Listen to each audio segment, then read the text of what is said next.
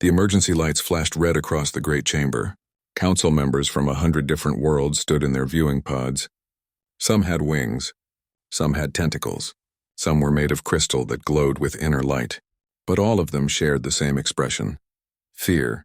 The Velkari swarm had come from beyond the known universe. They appeared like a storm of darkness that ate everything in its path. Planets, stars, entire solar systems. Nothing stopped them. Nothing even slowed them down. The crystalline architects had built weapons that could crack moons. The Velkari destroyed them in 3 days. The psionic lumini could touch minds across galaxies. The swarm consumed them before they could send a warning. 16 species had already fallen. The council knew they would be next. Chancellor Vex of the Molten Collective spoke first.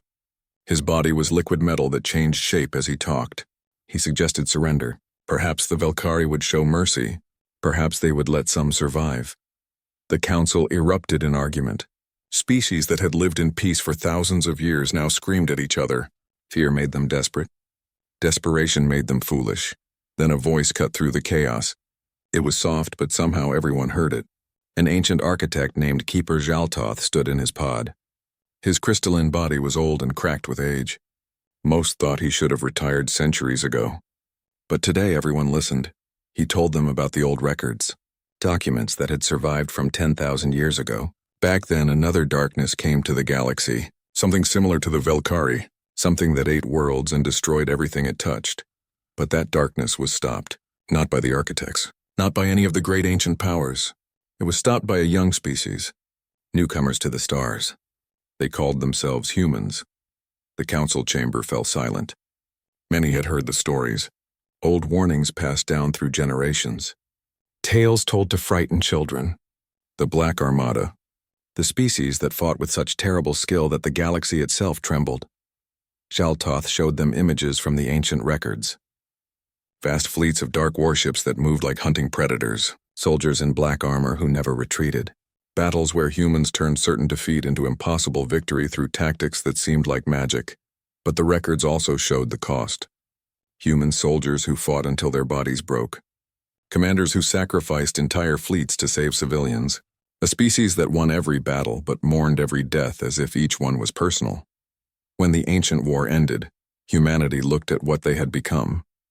They had created weapons that could tear reality apart. They had developed strategies that could predict enemy moves before those enemies even knew what they would do. They had become the most dangerous species in the galaxy, so they chose to leave. They went to a sector of space that they called the Dead Zone. They sealed it behind barriers that no one else could cross. They had decided that the galaxy was safer without them. Chancellor Vex laughed. It was a cruel sound. He said that humanity was probably dead. 10,000 years was a long time. Even if they survived, why would they help? They abandoned the galaxy once. They would not return. Most of the council agreed. They returned to their desperate plans. Some wanted to run to the edge of the galaxy. Others wanted to hide in deep space. A few still talked about surrender, but Zhaltoth did not give up. When the session ended, he went to his personal chambers. His old body moved slowly, but his mind was sharp. He accessed the ancient star charts. He found the coordinates for the Dead Zone, the place where humanity went to hide from what they had become. He composed a message. It was simple and honest. He told humanity about the Velkari. He told them about the dying species. He told them that the galaxy needed heroes. He did not ask them to become monsters again. He asked them to remember who they once were. Then he sent the message into the Dead Zone, into the darkness where humanity had hidden for 10,000 years. He did not know if anyone would receive it. He did not know if anyone still lived. But he had to try. The message traveled through empty space. It passed dead stars and forgotten worlds. It crossed the barrier that humanity had built so long ago, and somewhere in the darkness something received it. Deep in the Dead Zone, warning systems came to life for the first time in millennia. Ancient computers processed the message. They analyzed the threat. They calculated the odds, and they began to wake up systems that had slept for 10,000 years. In hidden shipyards the size of moons, massive warships began to power up. Their engines had not fired since the ancient war. Their weapons had not been tested in centuries. But human engineering was built to last. Everything still worked. On a ring world called Terminus, Admiral Sarah Chen received the alert. She was in her office studying ancient battle records.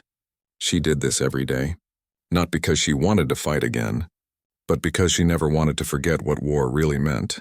She read Jaltoth's message 3 times. She looked at the images of the Velkari swarm destroying worlds. She saw the desperate plea for help, and she felt something she had not felt in 10,000 years. Duty. The human government met in emergency session. They had spent millennia trying to become something other than warriors. They had built a peaceful society. They had created art and music and philosophy. They had proven that they could be more than weapons. But now the galaxy was dying. Innocent species were being destroyed. Children were being killed, and humanity had the power to stop it. The debate lasted for days. Some said they should stay hidden, that they had earned their peace, that they were no longer soldiers. Admiral Chen stood before the council. She was old, but her voice was strong. She told them that being a warrior was not about wanting to fight. It was about being willing to fight when others could not. They had hidden long enough. It was time to answer the call. The vote was close, but in the end, humanity made its choice. They would return to the galaxy one last time. Not as conquerors, not as monsters, but as protectors. The Black Armada would fly again. Across the dead zone, 60,000 warships came online. Each one was the size of a small city. Each one carried weapons that could destroy planets.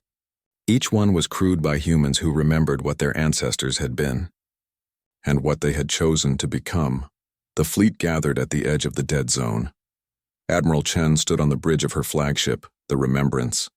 She looked at her crew, young faces who had never seen war, old veterans who remembered the ancient battles, all of them ready to fight, all of them hoping they would not have to. She gave the order. The barrier opened, and the Black Armada entered known space for the first time in 10,000 years. Their sensor signatures lit up warning systems across 100 worlds. Ancient alarms that had been silent for millennia suddenly screamed to life. The galaxy remembered its fear, and it trembled. The Velkari swarm moved like a living nightmare. It swept through the outer rim systems, destroying everything. The Council sent their best fleets. Warships built over centuries. Weapons that had won 1,000 battles. None of it mattered. The swarm adapted to every attack. It learned from every defense. And it never stopped. The Lumini homeworld was next. 3 billion souls lived there. Beings of pure thought who had existed peacefully for 50,000 years. They tried to evacuate, but there was no time. The swarm arrived early. It always arrived early, like it could sense where its prey would run. The defense fleet formed up in orbit. 40,000 ships from 20 different species. They had firepower enough to sterilize 100 worlds. They opened fire all at once. Space itself seemed to burn. The swarm did not slow down. It flew through the fire like it was nothing. Bioships the size of mountains crashed into the defense lines. Acidic weapons dissolved entire cruisers. Living tendrils grabbed frigates and pulled them apart. In minutes, the defense fleet was dying. On the Lumini homeworld, people looked up at their sky turning dark. The swarm blotted out their sun. Parents held their children. Old ones whispered prayers. Everyone knew this was the end. Then something changed. New signatures appeared on every sensor. Massive contacts dropping out of fold space. At first, the defenders thought it was more swarm, but these signatures were different. They were organized, precise, military. The Black Armada had arrived. 60,000 warships emerged from the darkness. Each one was 3 times the size of the largest council ship. Their hulls were matte black, designed to absorb sensor sweeps. They moved with perfect coordination like one vast organism. Admiral Chen stood on the bridge of the Remembrance. She watched the tactical display. She saw the swarm tearing through the defense fleet. She saw the dying planet below. She felt the weight of 10,000 years of isolation fall away. This was what humanity had been. This was what they had to become again. She gave her orders. The human fleet did not charge forward. They did not fire immediately. Instead, they moved into formation, a pattern that had not been seen since the ancient war. The survivors in the defense fleet watched with confusion. Why were these newcomers not attacking? Then they understood. The human ships were not just attacking. They were hunting. Each squadron had a specific target. Each movement was part of a larger plan. The swarm tried to adapt like it always did. But humanity was faster. The first human volley was not the strongest weapons. It was electromagnetic pulses calibrated to specific frequencies. The swarm bioships shuddered. Their coordination failed for just a moment. That was all humanity needed. The second volley was kinetic penetrators moving at near light speed. They punched through the swarm ships exactly where their internal organs were most vulnerable. Humans had been studying the reconnaissance data during their approach. They already knew where to aim. The third volley was quantum disruption torpedoes, weapons that made matter unstable at the molecular level. The swarm tried to regenerate like it always did, but you cannot regenerate when your atoms will not hold together. The Valkyrie had never faced an enemy like this. Every species they fought used one strategy: attack with overwhelming force. But humans were different. They used deception. They made the swarm think it was winning, then turned that false confidence into a trap. They turned the swarm's own hive mind into a weapon against itself. When the swarm sent a massive wave to the left, human ships scattered. The swarm thought they were retreating. Instead, they were creating a kill zone. When the swarm concentrated its forces, human weapons hit from every direction at once. When the swarm tried to disperse, human hunter-killer teams picked them off one by one. But humans did not just fight in space. Drop pods fell toward the Lumini homeworld. The swarm had already landed there. Bioforms the size of buildings were harvesting everything they could find. The human Marines hit them like lightning. Sergeant Marcus Riley led his squad through a ruined city. They moved fast and silent. Their armor was black, just like their ships. They carried weapons that could punch through vehicle armor, and they had trained for this their entire lives. A swarm creature emerged from the rubble. It was massive, with dozens of blade-like limbs. It charged at Riley's squad. Any normal soldier would have panicked. Riley's team moved like they had done this 1,000 times. Because in the training simulations they split into 3 groups. One drew the creature's attention. One flanked left. One flanked right. When the creature focused on the bait, the flankers hit its weak points with precision fire. The creature fell in seconds. The squad moved on without celebrating. There were more civilians to save. A young Lumini warrior named Solus watched from a damaged building. He had seen his entire unit destroyed.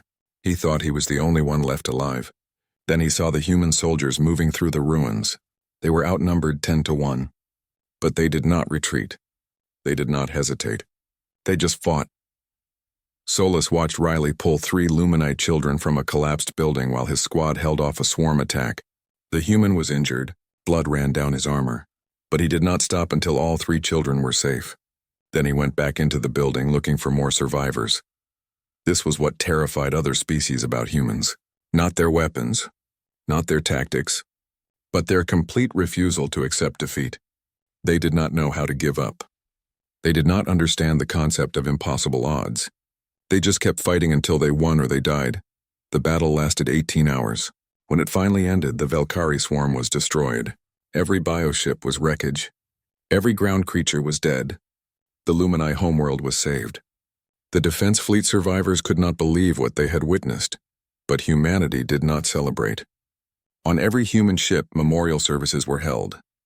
3,000 humans had died in the battle. Their names were read aloud one by one. Their histories were told. Their sacrifices were honored. The entire fleet stopped and mourned. The other species watched and finally understood. Humans were not fearless. They were terrified. Every single one of them knew they might die. But they fought anyway. Not because they were monsters, but because they cared too much to let others suffer. Admiral Chen visited the medical bay after the battle. She spoke to every wounded soldier personally. She thanked them. She told them their sacrifice mattered. And when she was alone in her quarters, she cried for the ones who did not make it back. The galaxy watched the recordings of the battle. They saw human tactics that turned certain defeat into victory. They saw human soldiers who fought with terrifying efficiency.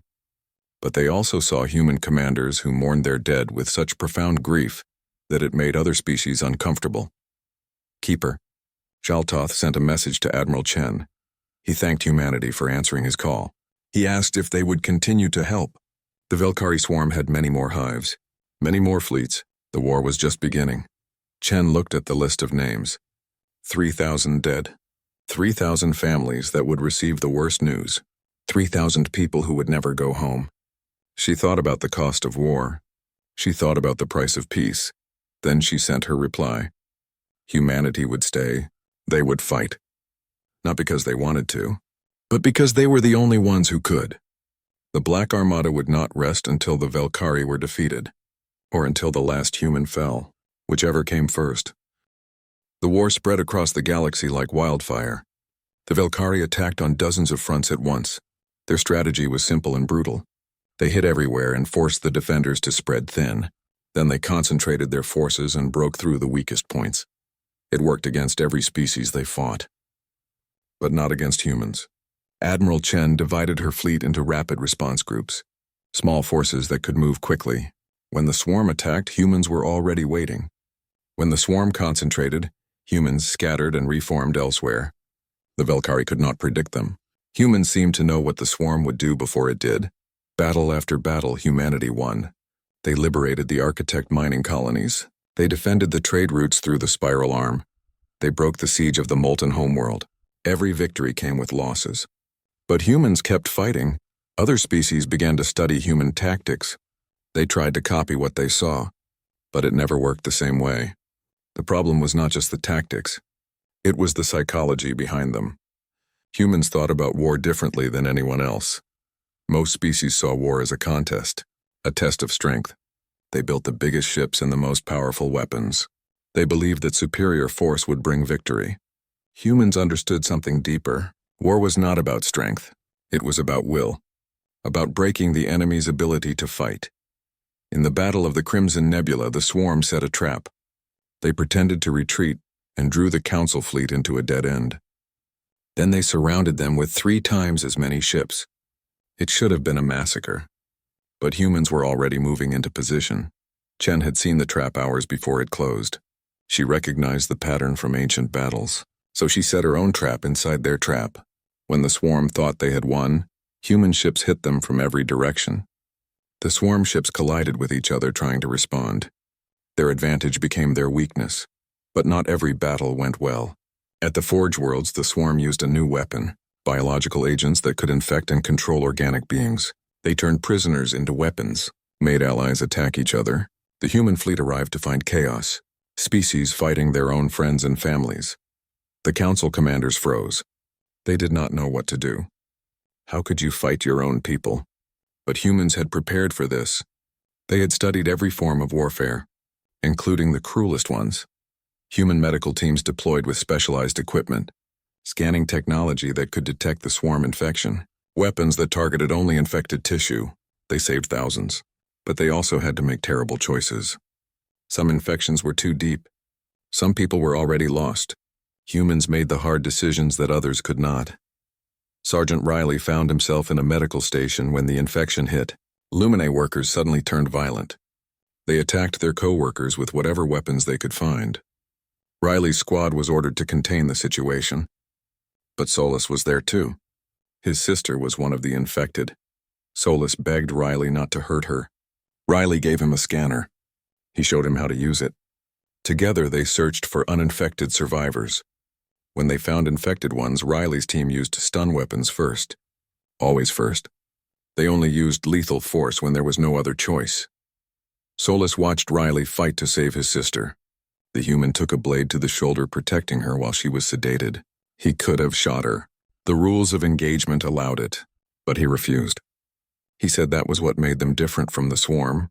They valued every life. Even when it cost them, they managed to save her. Human doctors developed a treatment that purged the infection. It did not work on everyone. Some were too far gone, but they saved most. And Riley stood guard over the medical bay until every patient was processed. Even when he should have been in a hospital bed himself. That was when Solus truly understood what terrified the galaxy about humans. It was not that they were good at killing. Many species were good at killing. It was that they were good at everything. They could fight. They could heal. They could destroy. They could build. And they never stopped trying to do the right thing even when it was impossible. But there was growing concern in the galaxy. Ancient records were being studied. Histories from the last time humans fought. Yes, they had saved everyone. But the cost had been enormous. Humans had become so focused on winning that they almost destroyed themselves. Near the end of the ancient war, human weapons grew darker, more terrible. Some species whispered their fears. What if humanity went too far again? What if the Black Armada decided the galaxy needed their protection permanently? What if the saviors became conquerors? These fears grew when a human faction called the Ascendants began to gain influence. Led by General Tomas Volkov, they argued that humanity should not leave after the war. They should stay and guide the galaxy, protect it from future threats. They had the power. Why not use it? Admiral Chen opposed them. She reminded everyone why humanity left the first time. Power corrupts. The more power you have, the easier it is to justify anything. They left because they were becoming the very thing they fought against. They could not let that happen again. The debate split humanity. Some sided with Volkov. They had seen the galaxy's weakness. They believed strong leadership was necessary. Others sided with Chen. They believed freedom was more important than safety. The argument grew heated. For the first time, humans were fighting each other instead of the swarm. Then the Velkari made their move. They had been studying humanity too. They learned that humans had one critical weakness. They cared too much. So the swarm began targeting that weakness deliberately. The swarm attacked refugee fleets. They broadcast the massacres on all channels. They wanted humans to see civilians dying. They wanted humans to feel responsible, to feel guilt, to break their will to fight. Worse, they broadcast captured memories. Human soldiers from the ancient war, battles where humans burned cities, enslaved prisoners, committed atrocities in the name of victory. The images were real. The crimes were real. Humans had done terrible things 10,000 years ago, things they spent millennia trying to atone for. The galaxy watched these broadcasts. Some species began to fear humans more than the swarm. At least the swarm was honest about what it was. But humans pretended to be heroes while hiding a dark past. Could they really be trusted? The psychological warfare was devastating. Human crews began to doubt themselves. Some refused to fight. Others fought too aggressively, trying to prove they were different from their ancestors. Unit cohesion started to break down. The Black Armada was fracturing. At the Battle of Crimson Nebula, this fracture nearly cost them everything. A massive refugee convoy was under attack. Human forces were in position to help. But they hesitated. Commanders argued about the right approach. Some wanted to charge in. Others wanted to wait for perfect conditions. While they debated, thousands died. By the time they arrived, it was too late. 70,000 civilians had been killed. Human ships could only watch the aftermath. The guilt was crushing. Entire crews broke down. These were soldiers trained to face any enemy. But they could not face their own failure. Admiral Chen called an emergency meeting of all human commanders. They met in virtual space. Thousands of officers from across the fleet. She did not give them a rousing speech. She did not tell them everything would be fine. Instead, she told them the truth. Yes, their ancestors did terrible things. Yes, they might do terrible things too. Yes, they carried a darkness inside them. But that darkness was not their defining characteristic. What defined them was the choice they made every day to fight against it. To be better, to protect others even when it cost them everything. The war was not just against the Velkari. It was against their own worst nature. And that was a war they had to win. Because if they lost that war, then all the fighting meant nothing. They would become exactly what the galaxy feared. She asked them to remember why they came back.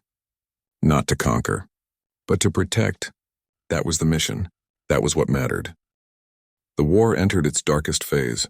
Human intelligence discovered the truth about the Velkari swarm. It was not just a mindless force. There was an intelligence behind it.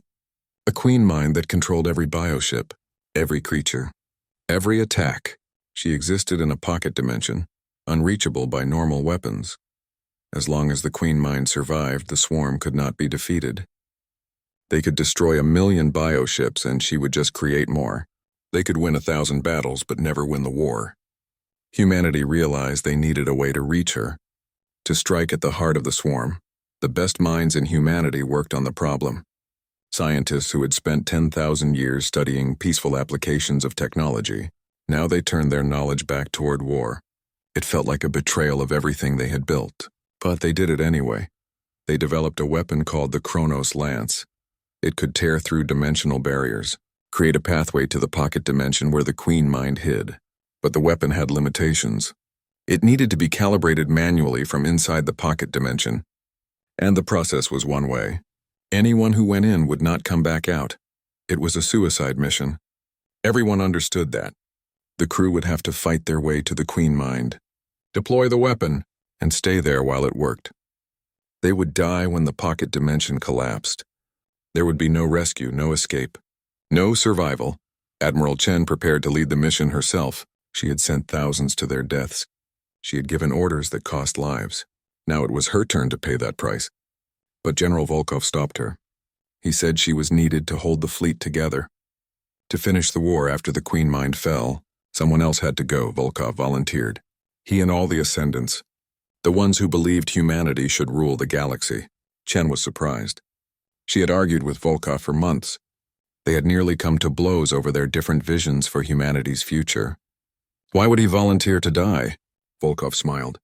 He said he still believed humanity should protect the galaxy. But he realized he was wrong about how. Not through domination, not through control, but through sacrifice. That was what made humans different. They were willing to die so others could live. He wanted to prove that one more time. 5,000 ascendants volunteered to join him. They knew it was death. They knew they would never see their homes again. But they went anyway. Because that was what humans did. They made the hard choices. They paid the terrible costs. So others would not have to. The day before the mission, Volkov recorded a message. He wanted humanity to understand why they fought. Not because they loved war, but because they loved peace too much to let it die without a fight. He said the greatest strength was not the ability to make war. It was the ability to choose peace even when you had the power to dominate. The entire galaxy prepared for the final battle. Every species contributed what they could.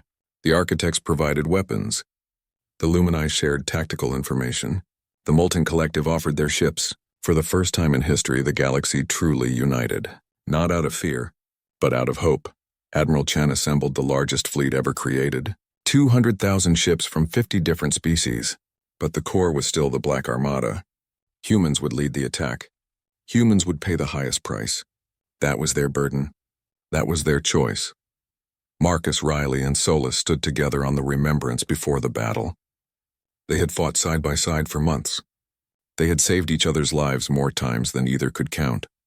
Solus said he was honored to fight with humans. Riley said he was honored to fight for people like Solus, people worth protecting. The battle began at dawn. The Velkari swarmed through everything they had at the Allied fleet. Bioships beyond counting, weapons that defied physics, creatures designed solely to kill. The space around the pocket dimension entrance became a nightmare of fire and death. The Allied fleet fought with desperate courage. Ships positioned themselves as shields for damaged vessels. Crews sacrificed themselves to save others. It was chaos. It was heroism. It was the best and worst of what war could be. Through it all, Admiral Chen coordinated the battle. She was not just commanding one fleet. She was conducting a symphony of destruction. Every ship had a role. Every squadron had a purpose. The swarm was stronger, but the Allies were smarter. And they had something the swarm did not. They had something worth fighting for. General Volkov led the Kronos Lance through the battle. His ship was surrounded by a protective formation of human warships. They carved a path through the swarm with brutal efficiency. Ships died by the dozens, but they kept moving forward. Always forward. The swarm realized what was happening. They concentrated everything on stopping Volkov. Wave after wave of bioships crashed into the human formation. The protective ships were torn apart. One by one they fell. Their crews knew they would die. They did it anyway. Riley's squad was assigned to protect the dimensional breach point. When the swarm tried to send ground forces through, Riley's team held the line. They fought in close quarters, face to face with creatures designed to tear them apart. They held anyway. Solus fought beside them. His sister, too. The one Riley had saved months ago. She refused to stay behind. She said she owed humanity a debt. Riley told her she owed nothing. She smiled and said that was exactly why she fought. Because humans taught her that some things were more important than debt. Some things you did just because they were right. The Kronos Lance reached the dimensional barrier. Volkov activated the weapon.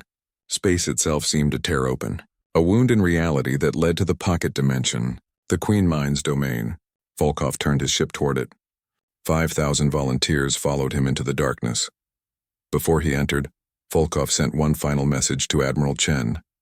He thanked her for reminding him what humanity truly was. Not warriors, not conquerors, but protectors. He said he finally understood why they left the galaxy 10,000 years ago. Power without purpose was just tyranny, but sacrifice with purpose was nobility. Then Volkov and his fleet disappeared into the pocket dimension. The Allied fleet held the breach open. They fought with everything they had. Ships died by the hundreds, but they held the line. Because 5,000 humans were counting on them, 5,000 humans who would never come home. Inside the pocket dimension, Volkov found the Queen Mind. She was vast, larger than any ship, ancient beyond measure. She had destroyed 1,000 civilizations, consumed 1,000,000 worlds. She thought she was invincible. She was wrong. The human ships fought their way to her core. They lost thousands, but they kept going, because humans understood something the Queen Mind did not. Victory was not about surviving. It was about accomplishing the mission. They did not need to live. They just needed to win. Volkov deployed the Kronos Lance at the heart of the Queen Mind's domain. The weapon began its work, tearing apart the pocket dimension from within. The Queen Mind screamed, not in sound but in pure psychic agony. Every species with telepathic ability felt it, a scream that echoed across the galaxy. Volkov's last transmission was simple. He said humanity's strength had never been their weapons. It was their capacity for sacrifice, their willingness to give everything for others. That was what made them dangerous. Not because they could kill, but because they could die for a cause greater than themselves. The pocket dimension collapsed.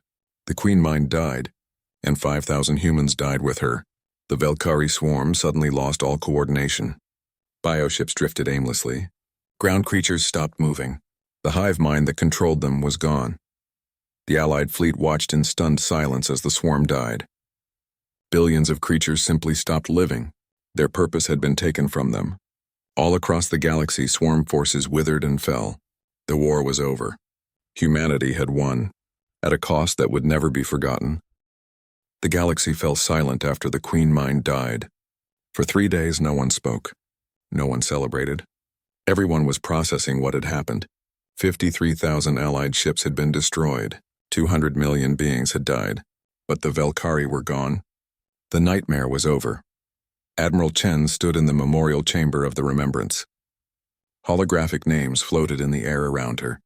Every human who died in the war. There were so many, too many. Each one had been a person with dreams and fears and families. Each one had chosen to fight. Each one had paid the ultimate price. She stopped at General Volkov's name. They had disagreed about everything. But in the end, he understood what she had been trying to tell him. That power meant nothing without sacrifice, that the strong must protect the weak, not rule them. He died proving that truth. 5,000 ascendants died with him, heroes all. The Galactic Council met to discuss the future. For the first time in the history of the Council, humans were invited to speak. Admiral Chen stood before representatives from 100 worlds. They looked at her with a mixture of gratitude and fear. They were grateful humanity came, but they feared what would happen next. Would humanity stay? Would they demand payment for their help? Would they try to take control? The galaxy had learned what humans could do. Their tactics, their weapons, their terrifying efficiency. What if they decided the galaxy needed their permanent protection? Chen understood their fear. She had the same fear herself. That was why humanity left the first time. They knew what they could become if they stayed. Power corrupted even the best intentions. The road to tyranny was paved with the excuse of keeping people safe. She told the Council that humanity would return to the dead zone. They would go back into isolation. The galaxy had proven it could stand together when necessary. They did not need human guardians. They needed to trust themselves, to build their own strength, to prepare for future threats without depending on humanity's weapons. But she made a promise. If the galaxy ever faced a threat it could not handle alone, humanity would return. They would not rule. They would not conquer, but they would help, because some things were more important than isolation. Some things were worth fighting for. The Council accepted these terms. But they asked for one thing more. They asked humanity to leave behind ambassadors, not soldiers, not commanders, just people who could help them understand the human way of thinking. The tactics, the strategies, the mindset that turned defeat into victory. Chen agreed. She asked for volunteers. Thousands of humans stepped forward, but she chose carefully. She picked people who understood both the power and the danger of what they knew. People who would teach without trying to control. People who remembered why humanity left in the first place. Sergeant Marcus Riley was one of them. He chose to stay in Lumini space. Solus had asked him personally. They had become brothers through the war, bonded by shared danger and shared sacrifice. Solus wanted Riley to help train the new Lumini defense forces, not to make them human, but to teach them how humans thought about protecting others. Riley accepted. But he made Solus promise something, that the Lumini would never become conquerors, that they would use what he taught only to protect. Never to dominate, Solus promised. He said humans had taught them something more important than tactics. They taught them the true strength was knowing when not to use power. The Black Armada prepared to depart. 60,000 warships that had saved the galaxy. They would return to the dead zone, to the isolation they had chosen. But they would leave behind something important. Hope. The knowledge that when darkness came, someone would answer the call. The farewell ceremony was held in neutral space. Ships from every species formed up to honor the departing humans.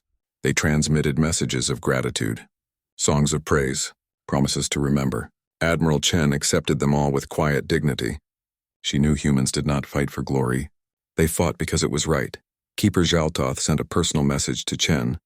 He thanked her for answering his desperate call. He said he had gambled the galaxy on a legend. And she proved that some legends were true. Humanity was everything the ancient records said. Warriors, heroes, monsters, and most importantly, people who chose which one they would be. Chen's reply was simple. She said humanity did not save the galaxy saved itself. Humans just helped, and they would always help when asked. But they would never impose, never dominate. They had learned that lesson 10,000 years ago. Some lessons should never be forgotten. The Black Armada crossed back into the dead zone. Behind them, the galaxy began to rebuild. Cities were reconstructed, populations recovered, trade routes reopened. Life went on. But everyone remembered the war, and everyone remembered who came when they were needed most. On the remembrance, Admiral Chen made one final visit to the memorial chamber. She added the names of the dead from the last battle. So many names, so many lives. Each one mattered. Each one would be remembered. That was the human way, to honor the fallen, to never forget the cost of victory. A young ensign approached her, fresh from the academy. She had never seen war before the Velkari came. She asked Chen a question that haunted every human who fought. Would they have to do this again? Would the galaxy need them again? Chen looked at the memorial, at the thousands of names, at the terrible cost of being humanity's shield. She told the ensign the truth. She hoped not. She prayed not. But if the galaxy needed them, they would answer. Because that was who they were. Not because they loved war, but because they loved peace too much to let it die. The ensign asked another question. Why did General Volkov and his people volunteer to die? They could have sent others. They could have stayed safe. Chen smiled sadly. She said that was the most human thing of all. To choose sacrifice over safety, to prove through action what words could never express. That power meant nothing without responsibility. Years passed. The dead zone remained quiet. Humanity returned to their peaceful lives. They built. They created. They dreamed. But they also remembered. Every ship maintained its weapons. Every soldier trained for battles they hoped would never come. Every human understood they might be called again. In the galaxy beyond, children learned about the Black Armada in school. About the humans who came from darkness to save the light. About warriors who mourned every death. About a species so dangerous they chose to exile themselves rather than risk becoming tyrants. The stories spread across worlds, passed from generation to generation, and always they ended the same way. With a promise. That if darkness ever returned, if evil ever threatened the galaxy again, humanity would hear the call. The Black Armada would return, and the galaxy would tremble. Not with fear, but with hope. Marcus Riley grew old teaching the Lumini. He trained 3 generations of warriors. He taught them human tactics, human strategies, but most importantly, human values. That victory meant nothing if you lost yourself achieving it. That power should serve, not rule. That the strongest warrior was the one who knew when not to fight. Solus became a legend among his people. The warrior who fought beside humans, who learned their ways, who helped save the galaxy. But he never forgot what Riley taught him. That humans were not heroes because they were perfect. They were heroes because they tried to be better than they were. Admiral Chen retired to a quiet life on Terminus. She wrote her memoirs, not to glorify war, but to ensure future generations understood its cost. She wrote about every decision, every loss, every moment of doubt. She wanted people to know that heroes were not fearless. They were terrified, but they did what was necessary anyway. On her final day, surrounded by family, someone asked her if it was worth it. All the death, all the sacrifice, all the pain. She looked out at the stars and smiled. She said yes, because 50 species still lived, because children still played, because the galaxy still had hope. That was worth any cost. Her last words were added to the memorial chamber, a message for all humans who would come after. She wrote that humanity's greatest weapon was not their ships or their tactics. It was their choice. Every day they chose who they would be. Monsters or heroes, conquerors or protectors. That choice defined them, and they must never stop making it. In the galaxy beyond the dead zone, a new generation grew up in peace. They did not know war. They did not know fear. They built civilizations that reached for the stars. They created wonders that would have amazed their ancestors, and they did it knowing they were protected. Not by walls, not by weapons, but by a promise that if darkness came again, the call would be answered. The Black Armada would return. When humanity entered the battle, the galaxy would tremble, and evil would learn what their ancestors learned 10,000 years before, that humanity's true power was not their capacity for destruction. It was their refusal to let others suffer, their willingness to pay any price to protect the innocent. That was what made them dangerous. That was what made them heroes. And that would never change.